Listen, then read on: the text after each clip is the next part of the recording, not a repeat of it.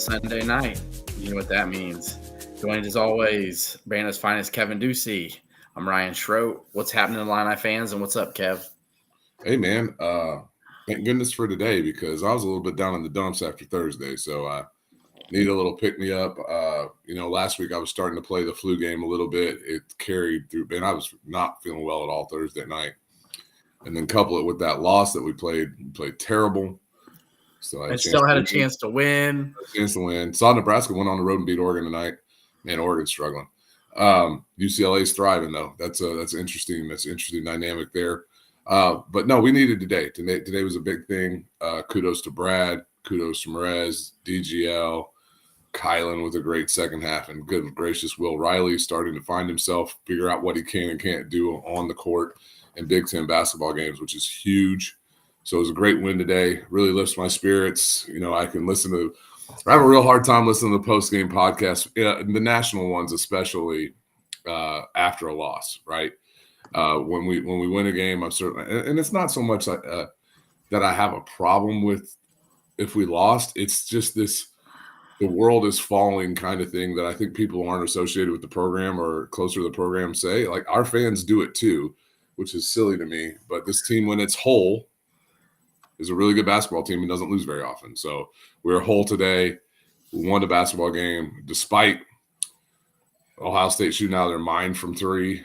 And I can get into that a little bit later, which is a little bit they're a good 3-point shooting team, but Devin Royal is normally not making 60% or whatever he shot from three. And one thing I will say, and I know it's not every game, but there is that Illini narrative going, Kevin. It's true, man. It seems like every time we play somebody who shoots, not every time, but it's a good chunk of the time. It's a good right. Well, I don't mind it. Is it though, Kev? Because we allow them open shots, probably. I think sometimes when you allow guys to get going because you're kind of the scouting report says not to worry about them. I don't mind it so much when Bryce Williams gets you for 20-something or whatever. That guy's really good. Or Bruce Thornton does. Or Devin Royal's a really good basketball player. He's a high 4-star. We wanted Devin Royal. Yeah, we absolutely did. It's the guys like DJ Davis for Washington. Those are the ones that irk me. Or Tony Perkins. Always love to have career days against us. So those are the ones that irk me a little bit more. Devin Royal is just coming into his own, and so I think the way he shoots it, dude. I think he's gonna be a 30-some plus 3% shooter when he's get a little bit of EJ Liddell vibes next year, possibly, right? Yeah, I like his game, and I knew when we were recruiting him out of Pickerington in Ohio that he was going to be a good player, and that's a tough place to get to Ohio State kid if he has any inclination going to Ohio State. I mean, that's where Jack Sawyer's from. I mean, that's in Columbus, basically. Yeah, I was wondering, but they tried really hard. Anyway, so one thing you didn't mention, and one guy that really showed out today, considering he was at 60% conditioning. Oh, my goodness, dude. Tomislav Ivisic gave Illinois a double-double after missing 2 weeks, having mono, and being a guy who'd only practiced one time in the last 14 days. And played 29 minutes and looked pretty decent in those 29 minutes. Yeah, and some of those threes were right on the money, too. They were just long, Yeah, they had a little bit of arc on him, which sometimes his shot can get a little flat, which I thought looked pretty good. Yeah, Tommy was great today, dude. It was he changes the whole complexion of his ball club. Passes were a little off to start the game. He had a couple of those turnovers, woof, but then it was. He had a couple sweet backdoor passes. One to Kasparis, who, by the way, that was a foul on Royal. Did you see him grab his arm? He slapped his arm, and they said no, just out of bounds. And I'm thinking, come on, man. And then it was I think it was off Kasparis too. I mean, that was the thing. So we get it's complete, right? I say healthy in the title of the episode, and they're not 100% healthy, but the fact that you have everybody there available to play is big. But one thing that really, helps boost my confidence even more about this team is that KJ didn't have a good game, and he didn't even play much the last 7 minutes. Nope. Think about that. It's like, hey, Dre Gibbs, Lawhorn, Kylan Boswell, and Will Riley, they got it. They can handle it. Merez Johnson. Yep. Yeah, Merez. It was just like that. These guys aren't going to mess up. They're gonna take care of the ball. They're gonna make their free throws. They're gonna, and rebound. And we're gonna see. And they did. They actually pushed the lead out. They didn't. They didn't just struggle to keep a 2 or 3 point lead. They were extending it to 10, 11. And then it ended up finishing up an 8-point win. But I don't know about you, Kev, but I never thought we were for sure going to lose this. But when it was 52-41, I was kind of getting worried, Kev. I was like, what's going on here? I'm like, I don't think Ohio State's just going to keep making all these tough shots, but Illinois was just struggling to run it, get anything going. And, Merez was just beasting on the boards. But I can tell you this, and we're going to give him love. I put Air Lawhorn in the title of this. The spark that he just gives the team, even when he's not, making threes or whatever, like those flying offensive rebound putbacks, right? The steal on the one hand, 12-foot dunk, by the way. He took off from the B of the Big Ten network, Big Ten logo on their floor there. I paused it. It's from the B logo. So that's probably about 3 feet in front of the free throw line, which is 15 feet for folks watching. And I think he could have, probably done. Yeah, he could have came in a little closer, but he just wanted to show off a little.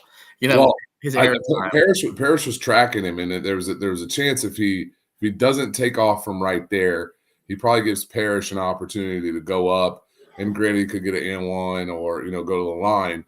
But when he made the decision, I'm going from here. I initially thought, he's going to lay it in. I was like, oh goodness, great! He dunked that with.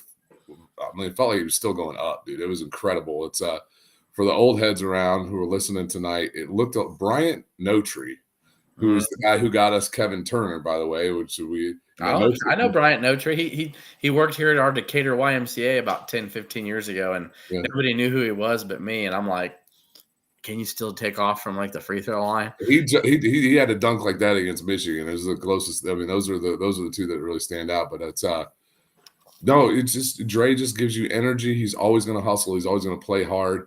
I thought one of the aspects of Dre that we're not, maybe the average fan didn't see, and it's just because I've been watching him a little bit closer. I had a little bit of interaction. You jumped in there on Twitter with Michael LaTulip because I was wondering, like, what is keeping Dre from playing more? Because on the offensive end, he's doing everything right, it seems like. And sometimes there's defensive rotations, assignments, things where guys aren't doing the right thing, and we don't necessarily, as the average fan, see it. And LaTulip did point out something on his video film review that Mike was that Dre was made a couple mistakes defensively again in the Northwestern game, but I thought he was great on Mobley. I thought Mobley. I mean, Mobley scored a good amount of points, but he took a boatload of shots, and a lot of that was Dre on him. 6 for 21. Yes, he took 21 shots to get his points. Yeah, and you'll take that. And so Ohio State was 5 of 35 on 2-point shots that weren't at the rim. 32% from they shot 32% from 2-point land today. So yeah, they were 11 of 15 at the rim and 5 of 35 on shots that weren't at the rim. So that's where that defense was really, really solid today, and that's where that's what we want to force teams to take. That's our identity defensively. And I thought Dre was really good with how he ran Mobley off the free throw line and then stayed with him and forced him into some tough pull-ups. The guy likes to shoot, and I thought that was a big game momentum changer because Mobley seemed like he had it going there for a minute. Yeah, and so you see for 33 minutes of the game, man, even up into that, I will tell you this. Kudos to Ohio State, dude. Ohio State did not play bad today. Like if you sit back and watch this game, they played good. Like they played well enough to win the game. And the biggest thing was Illinois was not deterred, and they kept the foot on the pedal and wore Ohio State down. After about 35 minutes, you could see Ohio State was just wore out from continually being harassed and hassled on the screens of the 2-pointers. Like Thornton was being crafty, and making those tough 3-pointers. But remember, him and Mobley have the ball in their hands like all game. So, eventually those tough 17-footers they weren't going down, and Merez Johnson and Tomislav were really good on the glass and just helping clean up, not giving them tons of second chance opportunities in the second half. There was a couple times, like after the Dre Gibbs Lawhorn dunk, that we had a chance to take the lead, but then Ben and Merez fumbled a loose one, and then they ended up getting the ball back, and Mobley got fouled, and then they were extended it to 3, and I was like, man, that could have really been a big one right there. But heck, and then they pushed it back up to 9, and I was worried there for a minute, and then it was 5 at the 7-minute mark. And I was thinking we've got to get something going here because if we don't, you cannot get back down to near double digits at the under 4 timeout. So thankfully, right out the gate, what was it? I think Boswell had a crafty little layup to cut it to 68-65. Then Merez had a one-handed thunder chunky where he just ripped it from Bradshaw. That I'm just gonna be honest, you don't see anything like that around college hoops. That was. He had 2 dunks today that were really. That was one. That and another one where he just bullied his way in for it, and I absolutely loved it. They reminded me of Kofi Coburn a little today. Absolutely. Well, here's the difference in the game is that Royal, Thornton, and Mobley combined for all but 10 of Ohio State's points. Right. And when they shut off Parrish's water, man.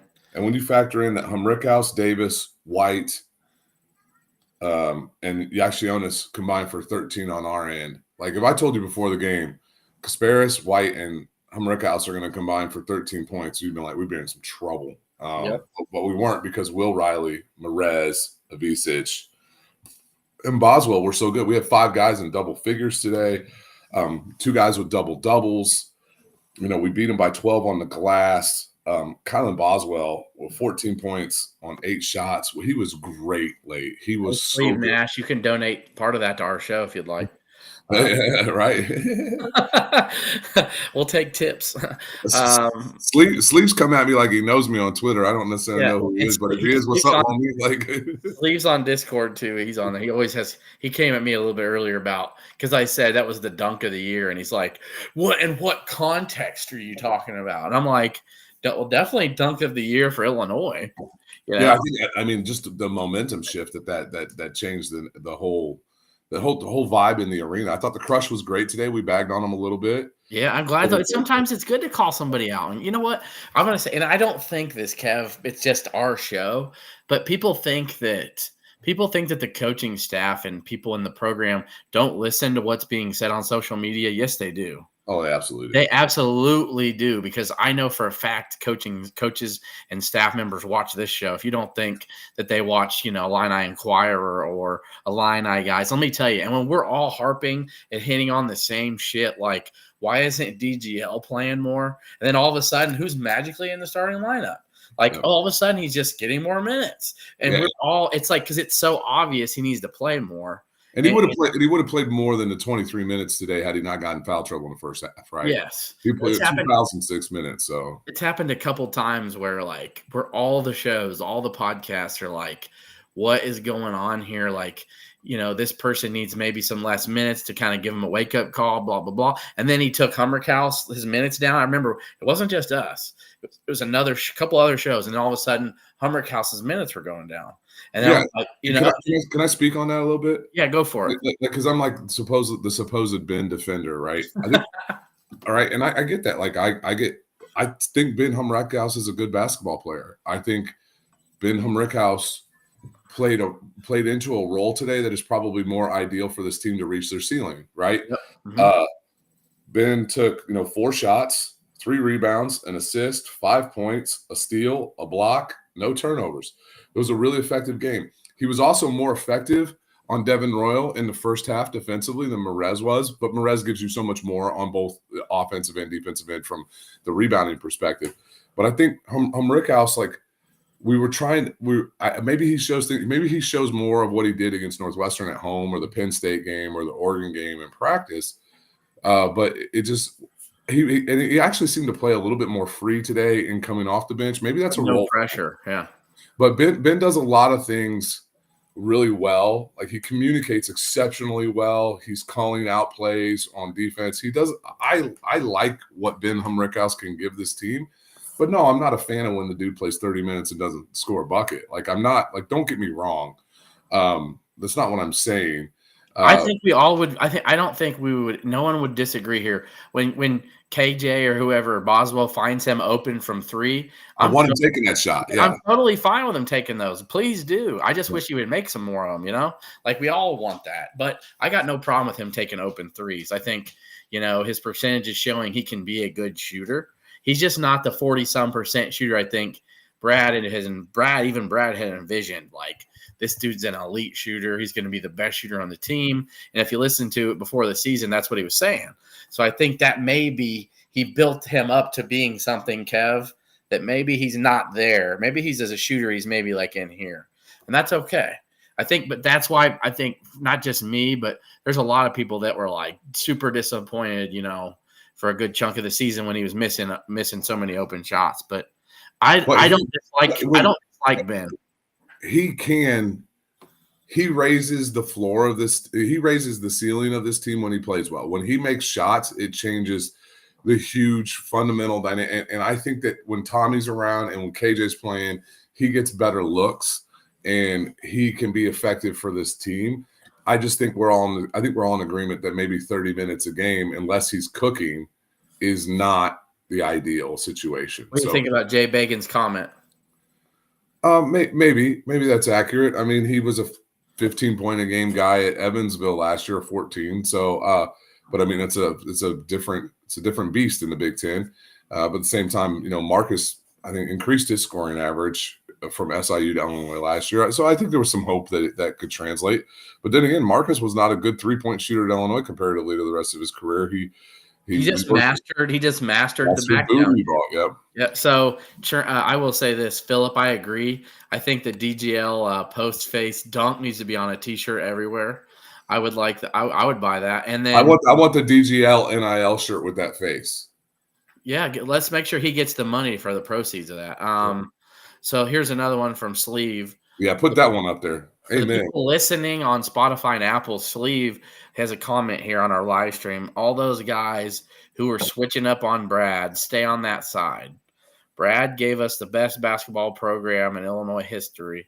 He has always adapted and will continue to do so. I'm riding with Brad. So me and Kev, obviously you guys know we're Brad defenders. I'm not a Brad apologist because trust me, you guys have heard me get on here and rip Brad a new one this year a couple times when I was irritated. But he has. So for the people that say he don't adjust, they're trying to defend it and say, Kev, well, we're just talking about in-game adjustments. Well, I then came out and said, well, the man would rather have a root canal and then play zone. And he went zone earlier in a game. And I don't care if it was 5 possessions. He doesn't want to play zone at all, and he did. It doesn't matter if it was 1 possession. He hates zone. So the fact that he even did it, okay? So people, he doesn't adapt, blah, blah, blah. Yeah, he does do in-game adjustments. Like I've seen him switch up different guys on different people several times this year.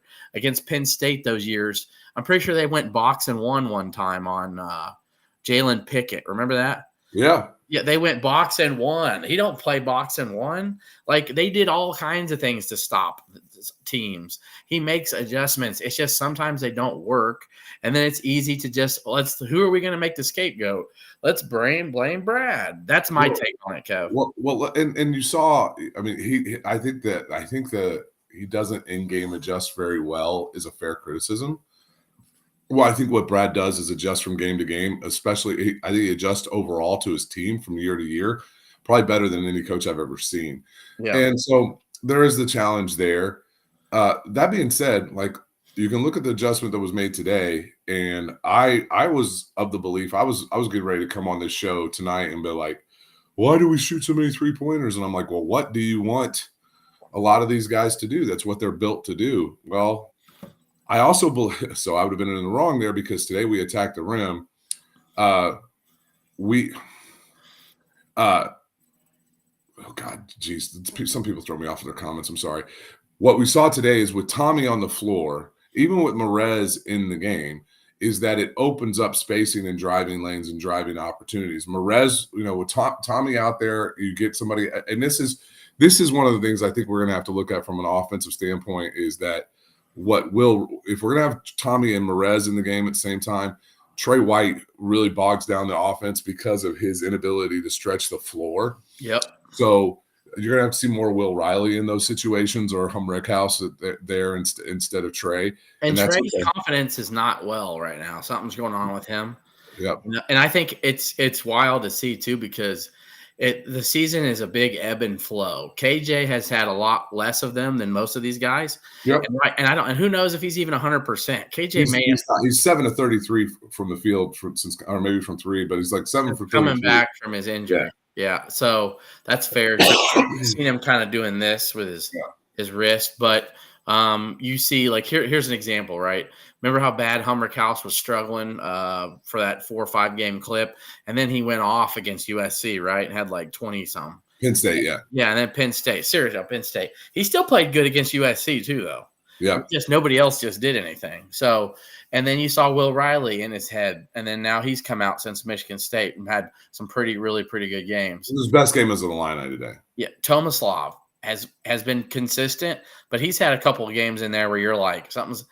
Then I've come to find out, Kev, a couple of those games where we were like, he didn't look right, dude. He had mono then. They just didn't know what it was. Right. So that's what was up. I'm like, dude's acting like a grandpa out there running around. And then Kylan Boswell had some games where we're like, man, come on, And Trey White's in the middle of that, and his has been since Indiana. So it's like time for him to kind of get out of that. You know what he can bring to the team. We can definitely need him to continue to hit the rebound, which he still has rebounded, though. I will give him that. Yeah, 13 against Nebraska. I mean, yeah, so he's still hitting the glass, which is good to see. And he does play hard on defense. He does bog down the offense. Like I said, when you have Merez and him in there, you have 2 guys who can't stretch the floor. It changes the things. So then you just rotate it when it's just Tommy or just Merez. Then when it's just Tommy, you can put Trey in there. So yeah, and great call, Illini 1990. What's up, my man? I've been on boards with this dude forever, I think, if that's your name on the boards. But yeah, Brad did a great job adjusting and sat KJ down. He was playing poorly. Kylan was playing better. Will was playing better. Dre was playing better, and it worked. And that's okay. That's why this team has such a high ceiling, in my opinion. We have an 8th guy on the team that has had a 20-point game in a high major game. That's most in the nation. And most in our 9th years. And Kev, the 9th place, our 9th guy, which is Jake Davis, has had 11 in a game. He's had 12 in a game. He's had, he was big on the road at Oregon. Yeah, huge. And so, my point with that is like it's a deep team. It's a deep team when you can get 9 guys that can give you double figures, man. There's a lot of teams that don't have 7 guys that can give you double figures. So Ohio State couldn't get 4 today, right? Yeah, true. But to me, Michael Parrish just had his water shut off. I'd have to go back and look at who guarded him most of the game, but Trey White probably deserves some credit there. Yep, I think they switched up. There was some Boswell, there was some Dre Gibbs, there was Trey. They even had Ben Hummerkaus on him a little bit at times. Yeah, he had 4 straight games of double-digit scoring coming into today, and 7 of his last 8 were in double digits. He had 4 points today.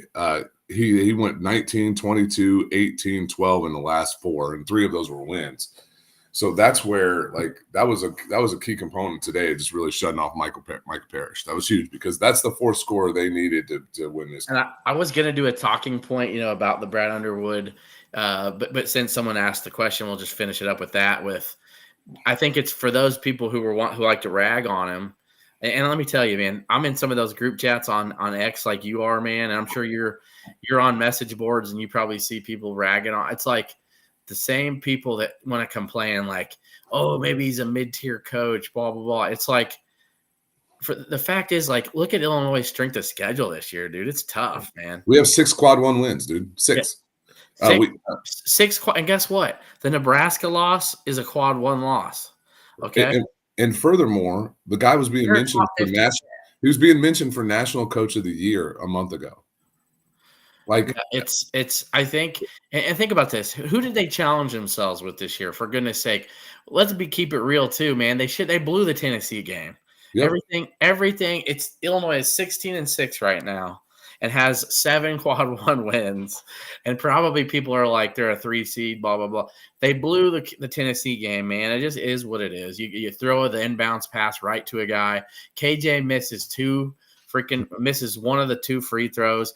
And then you allow a guy to go freaking 90 feet and make a layup like Tyus Edney style. It's like three games all year that I'm like, we got beat. That team was better than us today. USC, Maryland, Alabama. That's it. That's the list. Yep. It's Three, true. three games all years when I'm like, yep, And Maryland, Illinois did not have Tomislav Ivicic, it's and the worst, USC did not team have in the K.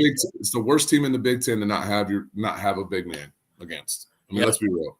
And then Michigan would be the other right behind it, I think. Yep, Probably. and I think Maryland is really freaking good. I think they're starting to come into their own, right? Yep, So it's true. yeah, and we're a really young team, and there's a lot of inconsistencies. So I agree with what the guys are jumping in there. So Yeah, 100%. So again, that's why I've been really bullish on this team. Even when I like Seth Greenberg from ESPN said that he goes, Illinois is going to be fine. It is what it is, and there's a lot of teams that would like to have a Will Riley coming off their bench, right, Kev? yeah, or a Dre Gibbs Lawhorn that could do the things that he does. Or I mean, they're just and there's some guys that are really okay and very clear with their role clarity. I think that's where Trey needs to find his space a little bit. And if Trey starts to find his own a little bit, like I really think this team can make a deep run. And we've got a week here. We've said this in the past, dude. There are 2 games on the schedule. They're against teams that are 500. They're both 11-11 right now. Rutgers and Minnesota. You need to go handle business this week. And yeah, Jay Bacon's right, dude. Teams are losing all the time, dude. I mean, Oregon just lost at home to Nebraska before we came on the air. You know what I mean? And Nebraska is actually okay. So Michigan State just lost to USC. Yep. Michigan State's going to lose at UCLA on Tuesday. Just book it, put it down. They're going to lose when they come to Champaign in a couple. You're damn right they are. They're going to get their doors blown off in Champaign. Yeah. So my point is that it's tough sledding out here, especially on the road in any league. And there is tons of parity besides Auburn. And I can tell you this: Tennessee, who Illinois should have beat, was the better team at Auburn last couple weeks ago, and they literally had anything bad that could have happened to them in the last 2 minutes happened, and Auburn stole one. There's literally 2 teams in college basketball, and I'll know a lot more after February 22nd, where if we're putting us in brackets, I'm like, yee, and that's Duke and Auburn, right? And everybody else, like, do we worry about Iowa State? They just got waxed by Kansas State at home. There's another one. The sad thing is, Kev, too, if Illinois is a 4 or 5 seed, Florida, it's almost going to be a guarantee that they're going to play Auburn in that regional because they played Duke, they've already played Tennessee, they played Bama.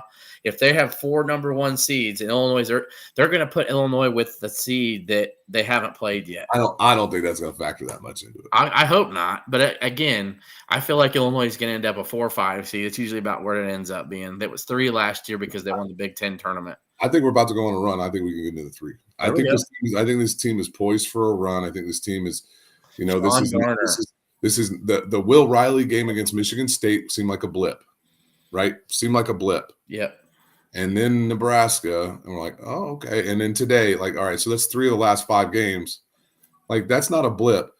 DGL has proven he's a double-digit scorer on this team, right? There's just Illinois got so many ways to beat you from an offensive perspective. They still play really effective defense. I think Illinois is about to go on a run. I really do. And one thing I've thought about here too, like Illinois is 15-7 right now. How many close ball games have they lost? They don't win these. Have you not noticed?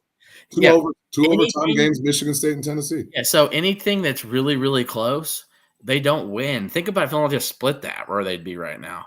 Right. You know what I mean? Like when you're 0-4 and the only 4 close games you've played, like that's just bad luck. That's not. Missouri beat Missouri. Oh yeah, I forgot Missouri. Yeah, that's where that win is looking good right now. Missouri just smoked Mississippi State, which is our best win right now on the road. That's going to be a big one. I know Oregon's going through their little funk, but they're going to get it going eventually and get 21 wins. They'll be a 10-11 win team in the league. I don't think so. Oregon has a Michigan swing this week.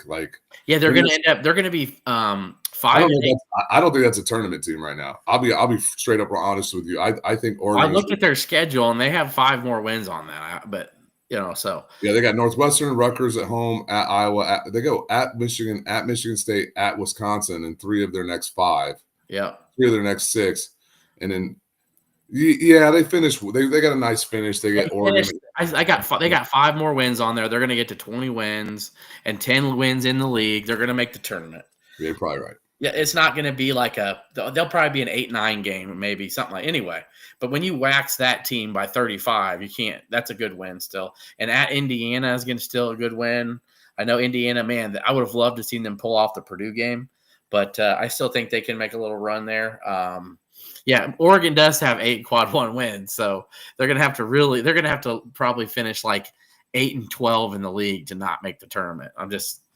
That's Well, probably the why. team to look out for right now is UCLA's won 5 in a row. They got Michigan State and Penn State at home before they come to our way. They might have 7 in a row coming to us. Kev, I'm looking forward to that week. How exciting of a week is that in 2 weeks? Think about this, Illini fans. Illinois is going to probably host the hottest team in the Big Ten in UCLA for the Kofi Coburn jersey ceremony night, which is going to be rocking and lit. They're going to be a top 20 team. Then they get TSJ ceremony night, Saturday night, primetime hoops on Fox, where against Michigan State. It's Michigan State. That's the week, folks. That week right there. Illinois, if you can take both of those games, you're cooking with grease. You know what I mean? And then you go to Wisconsin and Duke at Madison Square Garden. Wow. Yeah. Is that the next 2 after that? Yeah. Then they host Iowa, thankfully, right after that to get right, probably. I think Illinois can give Duke a game. I mean, I'm excited to see that. I do too. I don't know that they can beat them, but we'll see. The thing about Duke is they play tremendous defense, and then they have cheat codes and flag and Knupples. Like Knupples, everything we hope Ben Humrickhouse would be. He's like always good Ben Humrickhouse. So. And Sky Clark will be returning to Champaign. That's correct for the UCLA game. Hey, I'll speak about it before it happens, but I'll speak about it tonight too. Like let's treat him fairly. The guy said really good things about Illinois when he left. So. Yeah, and Matt Meyer's not here anymore, so it works out. So we're gonna do, and let me just tell you, Sean Garner. I'm gonna mention the Illini women in my final thought, so we don't have to keep beating that drum. Because we're super proud of them. It's very impressive.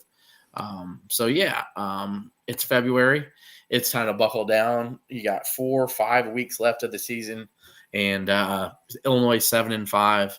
And they put themselves in a position to fight for that double bye. I think, Maryland's right there at the number 4 seed right now. And unless UCLA's right there, yeah. UCLA, I don't know if they're going to get a double bye now, but Illinois, I don't think they're worried about that. I think that's not what the season boils down to for them. I don't think Brad was like, we're playing for the double bye, guys. I think this team's like, where can you be in March, like for the NCAA tournament? So, and who knows what'll happen in Indianapolis? I think Illinois will be between a 4 and the 6 seeds, probably where they're going to end up. So, but now before we get to final thoughts and so we can finish up some more on little hoops, if you want the end, Kev, if you have anything else. We got some exciting news to talk about, though, boy. Several things. What are you talking about? I'm talking about arguably one of the best defensive backs in the 2026 class coming to Illinois, Victor Singleton, baby. Yes. We're going to get to the 2026 football recruiting right now. Oh, hey, just real quick, there's been a couple questions on Jalen Mitchell, 5-star forward from Alney originally. He's in Indiana. I guess he was at the game today. Yep. It's a 2027 kid. It's still way out there. I do like Illinois' chances. Ryan, you heard anything there? I know a couple people asked. So yeah, I think Illinois is definitely getting their ducks in a row there. I don't think they're like they also hosted Joe Nunez. Sorry, from PDI Academy in Ohio. That's an Orlando Antigua kid. He's actually a really underrated sleeper dude. Just going to blow up this summer if you watch some of his highlights. He's 6'4". He's from Queens. I think he's either Dominican or Puerto Rican, but he's got Orlando Antigua connections, and so he was at the game today. I posted a tweet about him and retweeted some of his highlights. He's a good prospect. So I think Illinois is going to do its due diligence for 2027. But I think with what's going on with 2026, obviously he's their bigger focal point right now. But so I think there's a good chance Illinois can land Jalen Mitchell though, because he's a close kid. But now with 2026 football class is just, I'm telling you, Kev, this keeps up, it will be better than the 07 class. That's a big ask. Yeah, but you think who's still coming, and I've told you behind the scenes, this is just a start, dude. This probably is the best commit they're going to get, which is Vic Singleton, which you're saying a top 36 player in the country. Dude, think about that, right in Ohio State territory too. And think so. This is kudos to Coach Parker with his connections to Vic Singleton from his 2 years he spent as the Toledo defensive backs coach. Yep.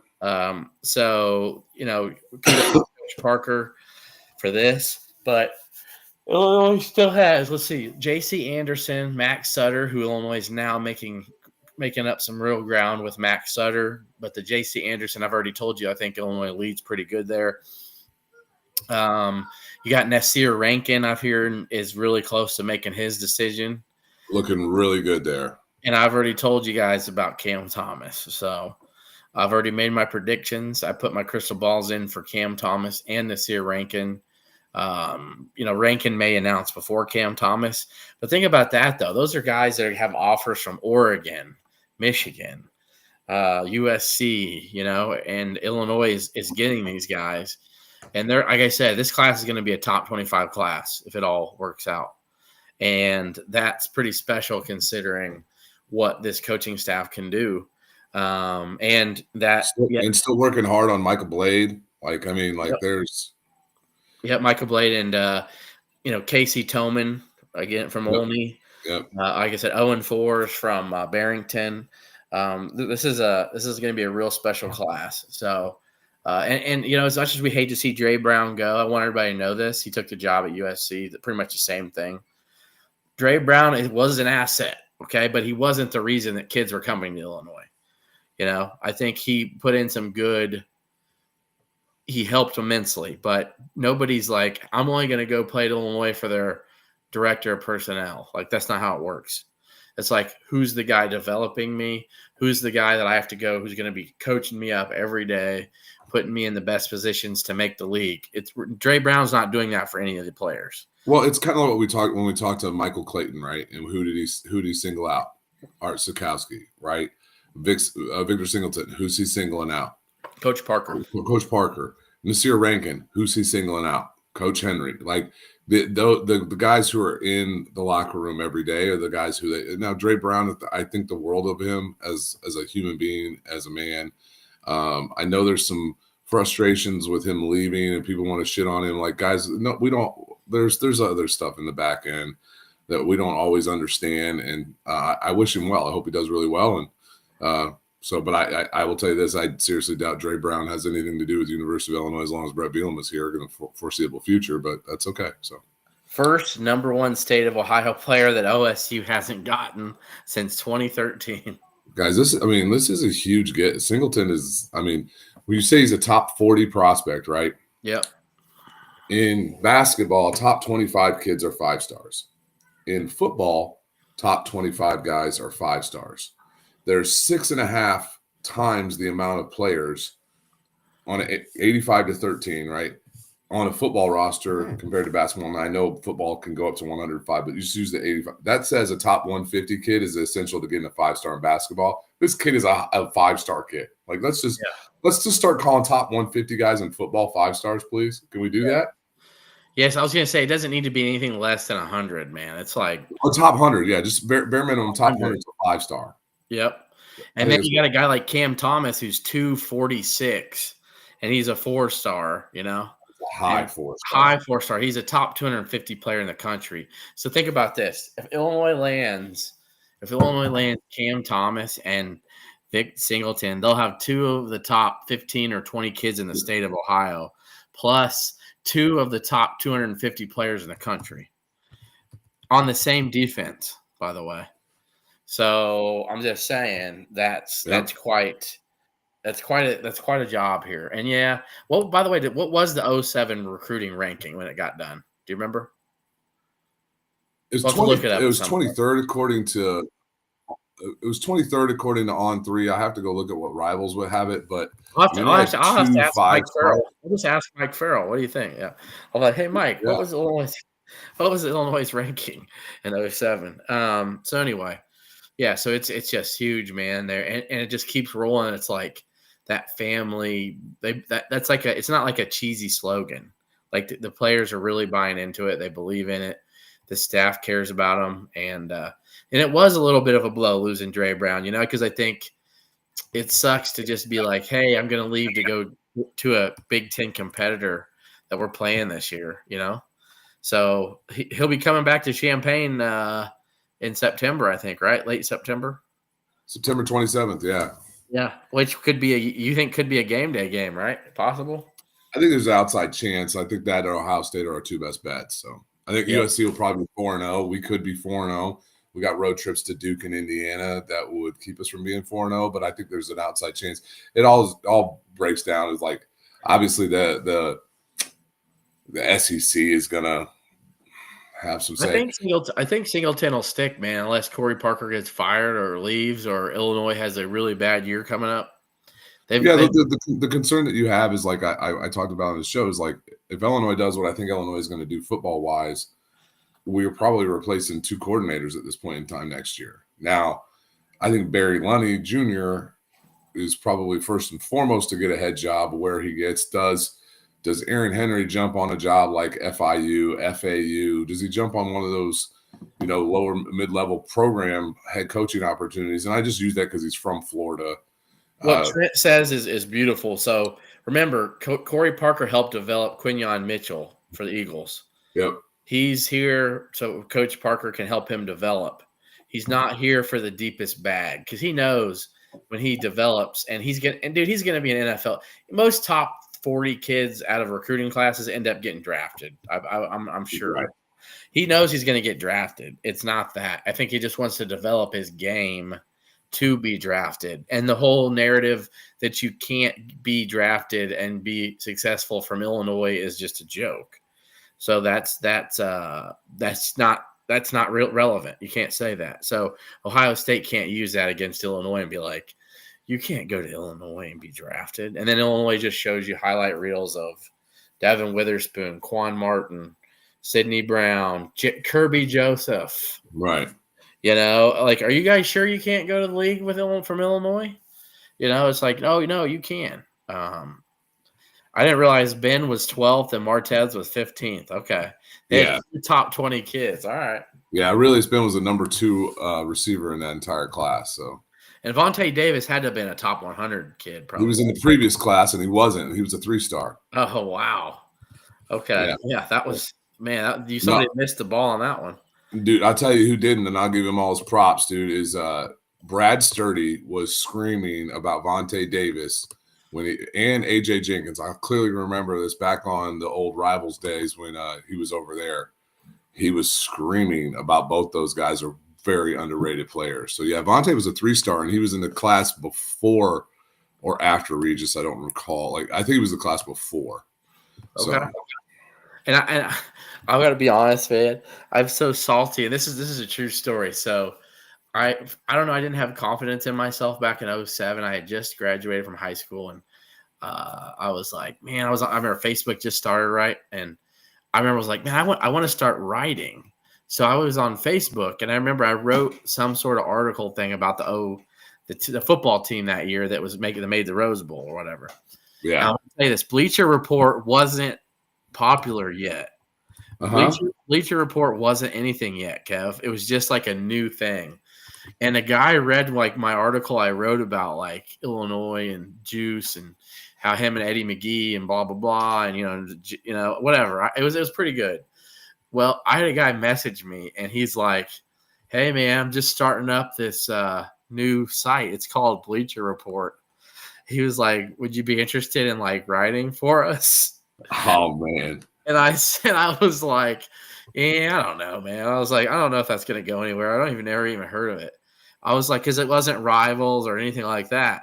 And he was like, well, hey, dude, just let me know. I've read a couple of the things you posted about this season's Illinois Rose Bowl team. So, hey, anytime in the near future, just reach out to me. I never got back to him. And I remember like 3 or 4 years later seeing like Bleacher Report like blowing up. And I was like, I'm such a fucking idiot. And I tried to go back and messaging him back and being like, yeah, I'm interested. That's all this shit you don't take, man. Yeah, so that is a true story. So I was thinking about that 07, 08 team. Anyway, OSU is looking for both DC and now OC with Chip Kelly going to the Raiders. That's true. That's true. But I doubt they would hire Barry Lonnie. I'm just going to keep it real. I don't think that has anything to do with his talent. But I think Ohio State can pretty much get whoever the hell they want to come in there. Illinois, I think Illinois is doing everything they can for Alex Costanza. Yes, he's a beast. I did too, yep. And Dylan Mingo. Pat Bryant had one big-time catch in the Senior Bowl. Saw that, yep. Yeah. Nice play. He did a hell of a job blocking. I know that. I think the teams are watching more than just how did you catch, right? They're watching the routes. How open did you get? How were you blocking? All kinds of stuff like that. So and as far as the hoops goes, from what I know, I think we're in a really good spot with Constanza. I think we're in a really good spot. What will help Illinois, and this might hurt us in the short term, what will help us in the long term is Will Riley plays like he did today. He starts moving up like he has 3 of the last 5 games. He continues this. He plays good. Let's say he has a couple good tournament games. That's a guy that will move his way back into a first round, almost guarantee. Illinois has 2 one-and-dones. It's something that honestly, when you talk in recruiting circles, Illinois has not done, right? The only one-and-done guys we've really had is Jeremy Richmond, and let's be honest, that didn't really work out. So, but Costanza's for 26, so I mean, he won't help us next year, but he could help. No, it'll help in the recruiting. If Illinois starts putting these kids in Will Riley says he's going pro in May. Like, these things help, dude. So yeah, okay. I get it. That's true. That's true. Yeah, Billy Moe, D'Angelo McCray was a huge get. Never amounted to anything, but he was a huge get. Yeah. Let me tell you, and Josh Brent from Bloomington Central Catholic. I already know. I knew all about him. Absolutely. Yeah, that was a huge class. Yeah, and Bonte was 2008. He was a top 500 kid, but 3-star. Okay. So as we work our way towards the moment here, the final thoughts, Kev, I'm going to start with you on this one. Yeah, I saw Pat punk Tommy Hill real bad in those practice reps. He made. Did you see my tweet about it? I didn't see it. I didn't see what you said. I said at least Pat Bryant's still cooking Nebraska. Yeah. Did you see Luke Altmaier cook him too? He goes, "Hey, that looked like a few months ago." He beat him on that pump first touchdown of the game where he left him in his. I don't know if Fears is coming back down to earth or not out there. I saw Oklahoma had a couple big wins. No, he had a big game. No, he's being locked in lottery prognostication. So, and Constanza could reclass, but still it would help to reclass if guys are going pro. So someone asked who's going to guard Ace Bailey Wednesday. I think they'll do a mixture of Merez and Ben Hummerkaus probably on him. Trey White. Yeah, Trey White could help because Ace Bailey is a guy who can attack the rim and you can see dunk with authority, but he's also very frail of build. He's not going to be able to push and do anything against Merez in the paint. He can drive by him some like you saw today with Devin Royal, but I would say out there on the wing, he's not going to – Merez has shown he can stay in front of some guys. I don't think Ace Bailey speed-wise is faster than Devin Royal. I think it's Devin Royal is also a little bit smaller, but Bailey better shooter from deep. So that's where you gotta stay locked on Ace Bailey at all times. I don't think Dylan Harper's going to play because you think about this. The number 1 pick in the draft, probably. And why would you want to risk a guy who's had a bad high ankle sprain where you're like, he could probably go Wednesday, but why would you want to risk that? It's all about his future. So I kind of wonder. I kind of wonder how long before if they even play him again. Yeah, if either one of them. I mean, it might just be time to sit for both those guys.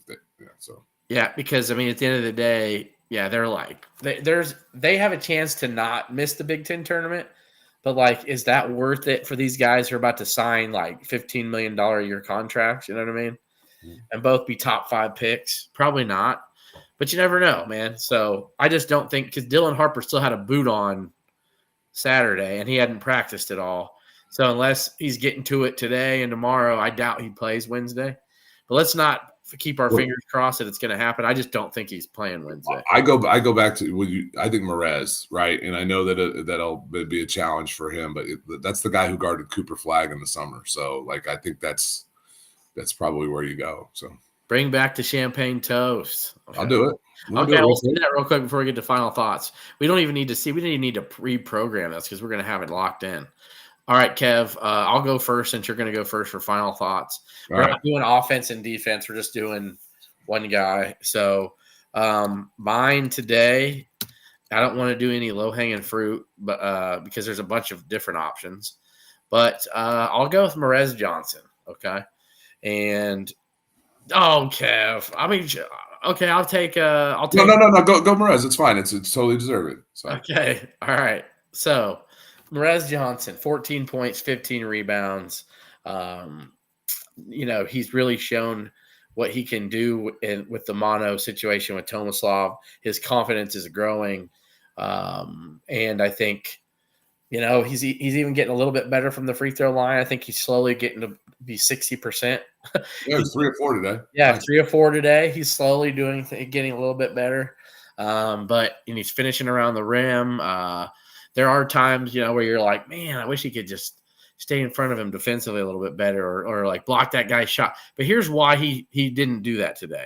He wanted to play.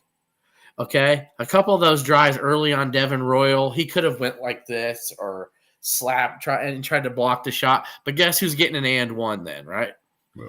And then guess who's sitting on the bench?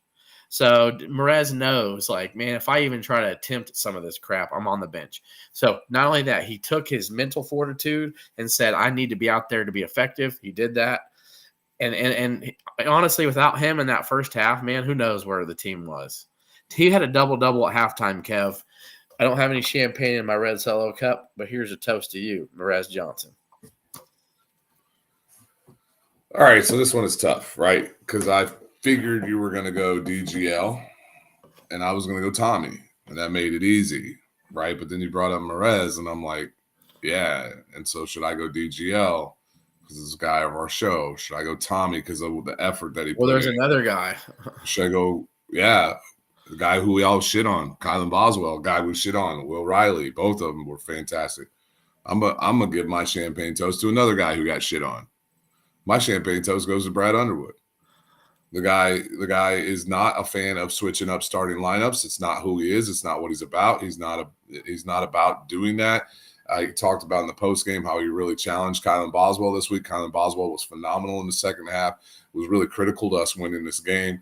Putting DGL in the starting lineup and giving him that effort and energy, limiting Hamrikhaus's minutes and putting Ben in a place where Ben doesn't have to be the whipping boy here. Ben played a great game today, guys. He really did. Go look at the total numbers, man. In 17 minutes, that's what we want from him. And I think Brad had a great game today. I don't think it was Brad's best performance on Thursday. So I'll say that at the same time, like, this is recency bias here. So that's where I'm going. Brad Underwood. Champagne toast.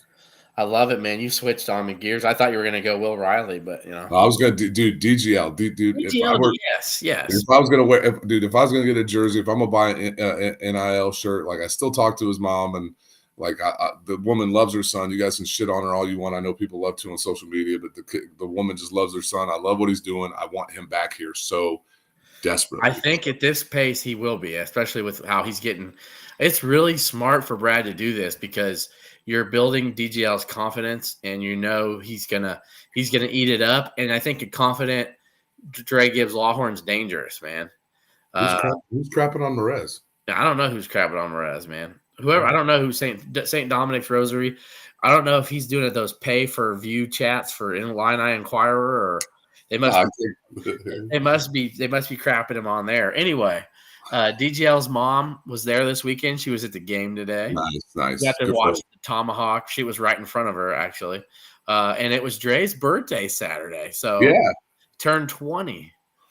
20 years old, man. To be 20, right? And to be the face of national television, getting your dunk, the Tomahawk, just dude, that face he made after that, I think that was inspiring. It was like tribal, right? It was like a war paint. Like you could have put that paint right on his face and we would have went to battle with him. So anyway, yeah, we toast. Dre could have got one, but to me, it was too hard to leave Merez off, dude. 14 and 15. Played his ass off, yeah. Played so hard today, yeah. So let's get to it. Kev, I'll let you start off with final thoughts since I started with the champagne toast. Well, you're going to take women's basketball. Men's golf hasn't started yet. Oh, there's plenty of things to talk about. Hell, it could be the Luka Doncic trade. I don't care. Yeah, all right, fair enough. I don't get it. I don't get it on multitude of levels. This guy's a superstar at 25 years old. I don't understand the need to trade a guy like that to get an off-injured 30-year-old Anthony Davis. I don't know who's going to play in the post for the Lakers, but the Mavericks got really big.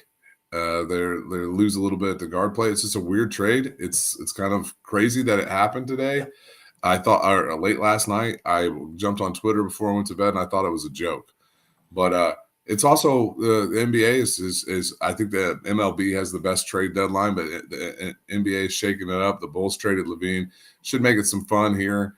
All-Star Weekend is coming up next 2 weekends from now. Should be. I always enjoy the NBA All-Star Game. I know a lot of people like to crap on it, but I just like looking at those superstar athletes and just continue to hope that the coach from Minnesota gets fired, so or Terrence Shannon gets traded, so maybe he can play somewhere. Yeah, exactly. Man's going to be 30 before he gets to play. He spent 5 years in college, guys. It's not like he's 20. Now, I will say that with that, I'm glad that you did take that and say, oh, I'll talk about it. Here's the thing that I don't get is you never saw, Jordan. You saw Jordan pretty much play for the Bulls his whole career, right? Yeah. Until he got old. You never saw Magic Johnson playing with somebody else, right? You never saw Larry Bird playing with anybody else. Kobe played with the Lakers, right? Yep. Hakeem Olajuwon played with the Rockets. And the Raptors and somebody else. Yeah, but I'm talking about when they're old men, it's different. I'm talking about when you're in your prime, man. You don't see teams trade generational talent. That's what I was thinking about. Clyde Drexler was on the Trailblazers till he was, 38, whatever. And it's just you don't think of guys that special being traded. Like, are the Celtics going to trade Jason Tatum? No. They wouldn't do that. So it's like just because they're worried about conditioning, man. Okay, well, I can tell you this: they better win one in the next couple of years to make it worth it. So, my Illini women today went on the road and got one of those bugaboos. The Maryland women's team had been. The Maryland men's team has been a bugaboo. The Maryland women's team has been a bugaboo. They went on the road and beat 17-4, number 14 Maryland, 66-65. And I think we keep talking about this shorthanded women's team. I don't really believe they're shorthanded anymore. I think the younger players who weren't getting to play have stepped up into roles that Shauna Green has placed them where they can succeed, which makes Shauna Green – that's the reason that she's a great coach. You see Barry Wallace and Brown Hager from Mississippi State transfer. Yeah. You saw Bryn Shupil get some confidence and hit some dagger threes today. Absolutely. Genesis Bryant is playing like an all Big Ten guard right now. Absolutely. Kendall Bostic is showing you why I think she should have her jersey in the rafters. Absolutely. Kendall Bostic is a talent that you don't see much in a team. You don't see many women with 1,300 points and probably 1,100 rebounds, okay? That's what she's going to have at Illinois. They're going to be ranked tomorrow. Yeah, and they should be ranked tomorrow. Let me tell you this. They're 17-5. They're 7-4. And with their next 3 games, Kevin, they can be 10-4, and they're going to be 20-5. They've got 3 very winnable games against the bottom tier Big Ten teams. They're going to Northwestern, Wisconsin, and Penn State. Yep, and then Nebraska at home. They could win. And Michigan at home, who is not as good as their record indicates. They're getting slapped around of late. The 2 tough ones at USC and UCLA, who are both top 5 teams. Number 1 UCLA. One's the number 1 team in the country, but USC just lost at Iowa. So USC is a team that I think Illinois can give them a really good game. UCLA's the best team in the country. So, anyway, even if you lose both of those games, Illinois has a chance to finish, 22-7, 21-8, be in the top 4 and get a bye in the Big Ten. I think they have a chance to even host a regional if they can do that. So I think they can sneak inside and get a 4 seed if they finish on let's say they win 5 of their final 7 games from the winning streak they're on now. I think Illinois can get there. It can be a top 16 team because that's all you need to do. So that's there for this team. But even without that, they have solidified. I think they're a lock to make the NCAA tournament now. I think you just take care of business against the lesser teams on your schedule. You finish out 20-9 or something like 21-8. and they have a good net. They beat a really good Florida State team earlier in the year, who's ranked in the top 25. The star of the show, what's up? They beat a really good Florida State team earlier in the year that's ranked right now. That's a huge win. Yeah. They've got some really good wins. So I'm all in on Shauna Green and the Illini women. I think it'd be worth, if you've never gone to a women's game, to go to one. I'm really wanting to. I think I might do that. They are deserving to have as many people in the stands as you can. They're a fun team to watch. So my salute to Shauna Green and the Illini women. Absolutely. The net is not the kindest to them. They've got a kind of soft non-con. That's going to bump them, though, here after today. It will. Maryland's 24 in the net. It'll bump them up a couple, but they're still at 35. So depending on how that factors in to seeding will be interesting. Sean Garner, I don't know if the men will be ranked. It'll be interesting. I kind of doubt it. I think probably Illinois. I don't know, man. There's been a lot of top 25 teams lost, Kev. Yeah, there's a little bit of voter fatigue. Fanta has Illinois in the top 25. He has us at 25. Vanderbilt, number 24, lost by 30 yesterday. After being up 18 in the first half. And then Oregon, number 16, just lost at home to the same team that Illinois lost on the road to Nebraska. I think Illinois is going to be probably between 22 and 24 probably tomorrow. So, Kevin Hambly, we can't let – yeah, I remember Kevin Hambly. We're stuck with Chris Thomas right now. We actually had a fun little bit talk about that about a month ago on one of the shows. Yeah, Mike Herbert was another one. Didn't we let him leave, or did he retire? I forgot. I'm not sure. Oregon's lost 3 in a row. They're falling out. So. Yep. Anyway, Sean Garner, hopefully we answered all your questions. I know you ask a lot of different ones, so we try to answer them all. No, I just appreciate my guy. So yeah, I appreciate you, Sean. And I know the Cowboys didn't make the playoffs. You don't have to keep reminding me. Yeah, a couple of middle-aged doofuses who aren't insiders, right? Yeah. Well, one of us. One of us has it in his bio, and I think I earned it. But anyway, who's never claimed to be an insider? Like, come on, people. That guy. Yeah, it sucks that you have to claim it because people, even after you have broke 20th commit in the last 3 years before anybody else. Yeah, he stole that. Yeah, you're right. I stole it from the lips of someone in the program. Correct. Hey, Ryan, I got a text from a guy yesterday about 8:00 at night. Did you? Might have been 7:30. I got a text from a buddy of mine. He said DGL starting. It's funny. I didn't hear anybody else come out and say that was happening before then. Huh. You heard that from somebody, huh? Yeah, he's from Decatur. Was from Decatur? Yeah. Dirty D? All right. And whoever that was, man, there's no way he knew if Tomislav was playing either. But there's no way. No. Wait, that was about 15 minutes after that. Yeah, that was about 15 minutes after. No, so Rutgers Wednesday night, 7:30, and then Minnesota 5 p.m. Saturday evening. So, we would love to win both. Gotta win both. Gotta win, but you can't lose both. You gotta win both.